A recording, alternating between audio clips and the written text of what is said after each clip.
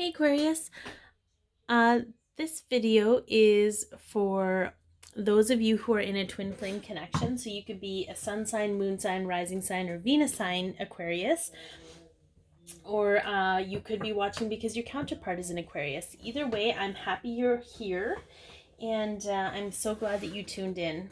It is a general message, so take what resonates, leave the rest. Some of the message might be for you, some of it might be for someone else. I do personalized readings. The information's in the description box below. And if it has helped you or you liked it, please like, share, comment, and or subscribe. That'd be greatly appreciated. So for those of you who have watched my videos before, I have changed things up a little bit. It's like I upped the ante, if you will. We're going to look at what's present in the connection this week. What's on the surface, what past events may have influenced or are still influencing the connection, what recent events have happened or could happen to affect the connection, or what could be what's coming up in the near future. Internal influences, so emotional influences, ego influences, things from oh my gosh, I can't even handle this right now. Can we talk about that, Aquarius? This is at the center. This is what's present in your connection. The Two of Cups. Look at those people cheering. Cheers. I love it. Okay. So let's take a look here. Okay, so I don't know. I think and then we're going to do external influences, which is, work, environment, relationships, family, things that are affecting the connection, fears that need to be illuminated so that we can heal, honor them, and release them. And no, not that part order, and then possible future outcomes, and then a message from the divine masculine's higher self and the divine feminine's higher self. I just want to make sure that the cards are all flipped over. They like to flip a lot lately. So let's take a look at what influences from the past. So we have an 8 of Pentacles. So this is about refinement. Perfectionism is kind of what I'm hearing. There might be a sense of, I'm not getting perfectionism. I'm getting more that there's been a sort of a shift in concept about the connection for you, where what you thought needed to be perfect was perfect just the way it was. And I feel like maybe you didn't feel it was perfect at the time, but you're realizing that everything happened for a reason. All right, so let's see what recent events. So it may have just recently happened. It might happen right now. It might happen in the very near future, but it is recent and it's going to have an effect on the connection for you, Aquarius. Okay, there's too many. They've been coming out like that. I keep joking that I'm just going to start doing readings like that, where there's a big bunch of them that come out, and I'm just going to throw them all over the table and read like that. All right. So recent event is going to have...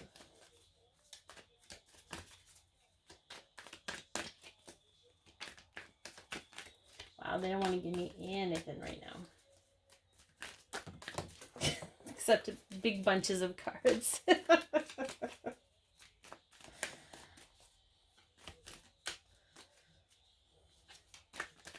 There we go. We got a flipper. Ooh. All right. So there's going to be some serious balance coming and some healing, some self-care. And all of that is going to, there's just a path to enlightenment here. That's all going to have a very positive effect and get this connection to the place where it is. It's all fluid right now. It's all fluid in timing. But again, this could be very recent. It could have been with the full moon. It could have been where there was some serious healing happening.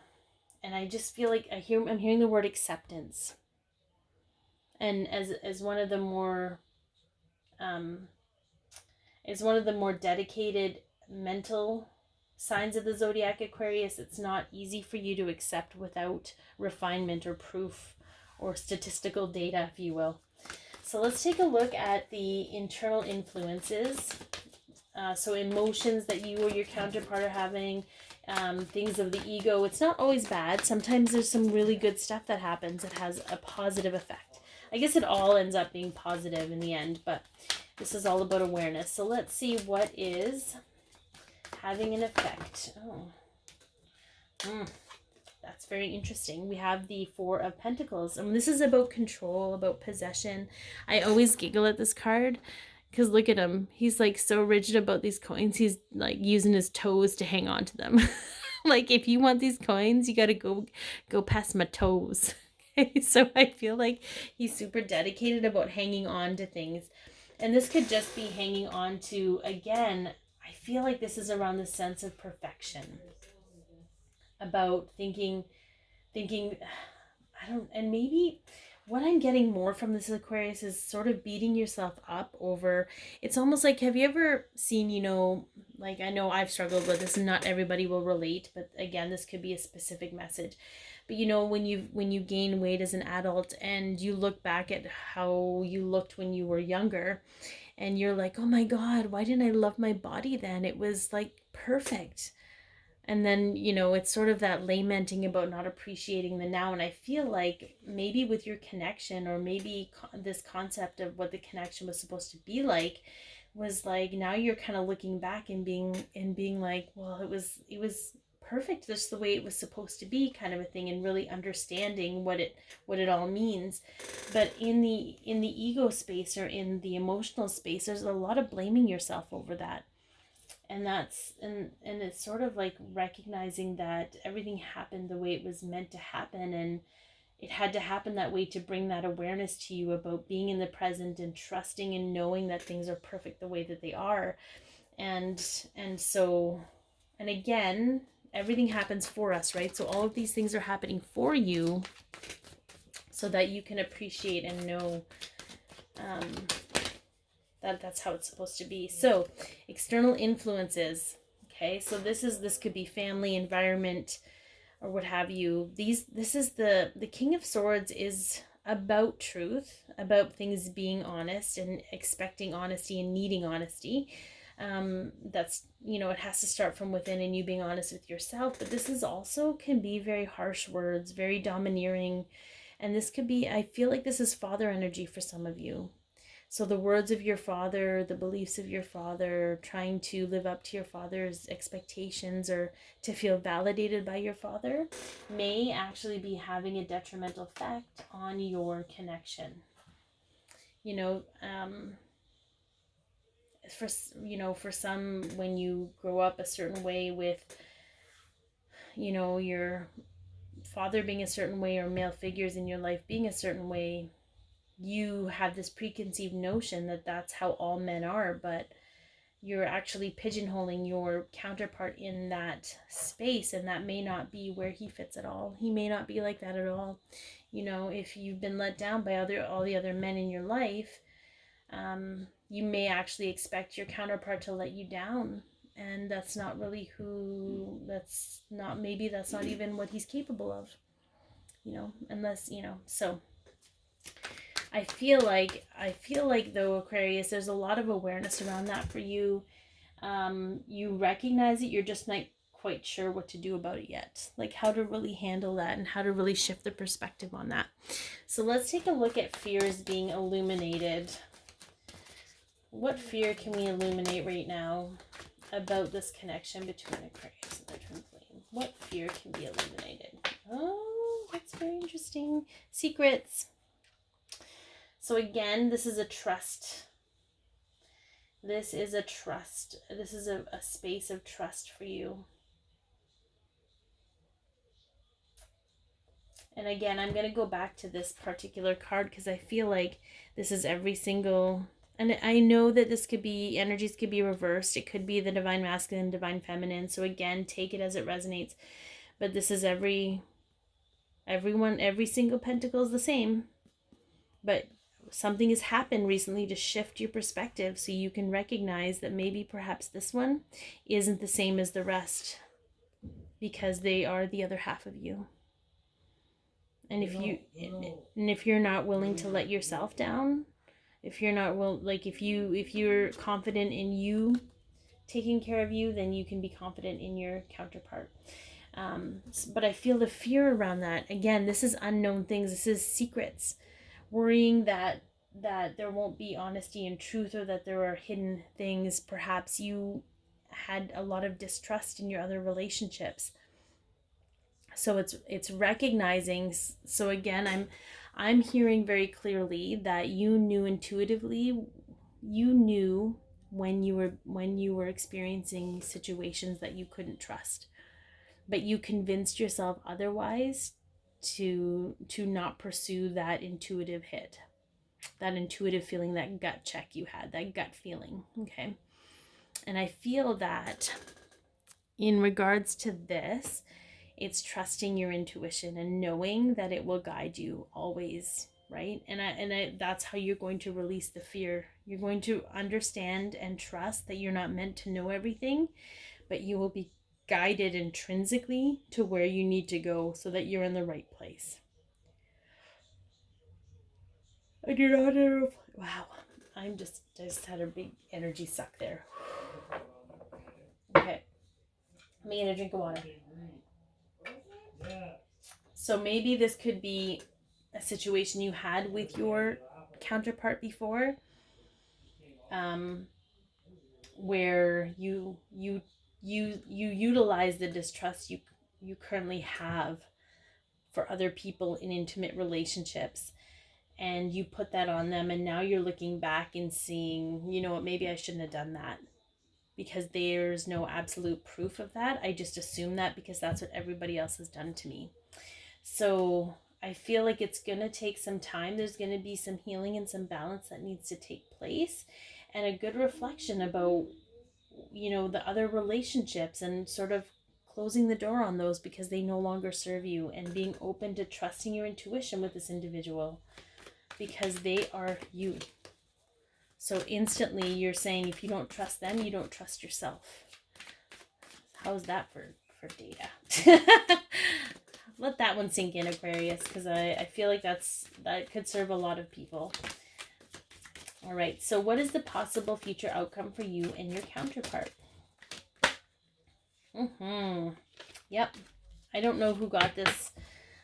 Someone else got this week, but the Nine of Swords, this is the nightmare card. This is the I'm going to allow all of these fears to run my narrative of how I think my life is going to be. But in a guidance position, in an outcome position, this is about talking out your fears. And this is about being honest and direct. And this is where that truth comes in here, Aquarius. So I feel, again, I'm going to do a post on this because I think I did this. This also came up in the Gemini, in the Gemini's reading. But it's like, it's time to really talk about things and be vulnerable. It might not have been Gemini. I can't remember what, somebody else anyway. With your counterpart, with your other half, and say, you know what? This is why I feel the way that I do. I struggle with trust because this is XYZ is what's happened to me. I know that there is nothing in our history that has made me think that you would do this, but I need to talk to you about it so that I can realize and recognize where the fear comes from. And I just feel like we're moving into this space where being vulnerable and being honest and being open is really the only kind of communication that is going to keep us out of that cycle of nightmare and drama. So let's take a look at what the divine masculine's higher self and the divine feminine's higher self have to say to those Aquarius in a twin flame connection. Oh, yeah, buddy. Okay. That one was just done.